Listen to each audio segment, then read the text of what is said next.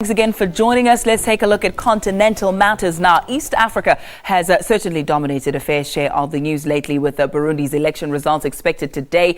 Vuyo Mvoko has been covering that story for us live on the ground and says that the country's woes seem far from over. Well, opposition parties told him that they will reject the outcome of Tuesday's presidential election, and one of them is a former president, and he says that the opposition will demand a rerun after the presidential election. Well, in that interview, Vuyo Mvoko asked him whether or not the opposition was not trying to achieve through negotiations what it couldn't achieve via the ballot.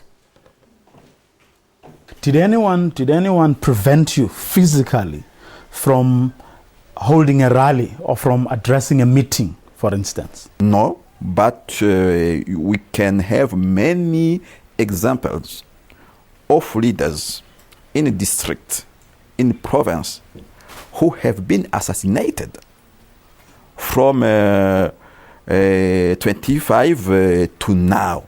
We can have many examples. The presidential elections have come and gone, and in all likelihood, President Nkurunziza is going to be re-elected. What happens next? What would you like to see happen next? I don't recognize the results of those elections.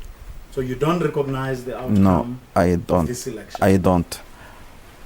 What I would like is that we go on in the negotiations, which began with the mediation of President of Uganda, Kaguta Yoweri Museveni. But to achieve what? Do you want new elections? Yes. We must have new elections in which all those leaders of parties I talk about participate. It's the condition, the main condition to stabilize this country. For power and the institution, which will be from the elections you speak about, will not be able to stabilize this society. It's not possible. Now, but that's not what the East Africa community is talking about. If I understand what the East Africa community is talking about, they are talking about a negotiations between the CNDD-FDD and the opposition about some sort of a government of national unity. They are not talking about rerunning elections at all. In our constitution, if you want to be in the government, you must first of all be a political party. Second, you must have participated in the legislative election. And third, you must have 5% of member of the parliament.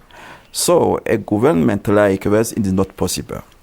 And if we want this as a solution, first of all, we have to negotiate how to reconsider the constitution. But also, I told you that myself and other parties, we have many conditions to consider to be sure that the elections which will be organized will be credible. What do you think will happen if the government does not agree to what you are saying? If I was in the place of a president, for example, I will go to see President Museveni and tell him, Mr. President, I have achieved what I wanted, the mandate for third term, even if we don't accept it. And so he will take to Museveni, organize negotiation with the opposition parties. Help me understand this, and I hope you're not going to. If you do not recognize the elections that took place on Tuesday, how then do you say the President Nkurunziza should then go to President Museveni and say, there should be negotiations. Negotiations for what? To achieve what?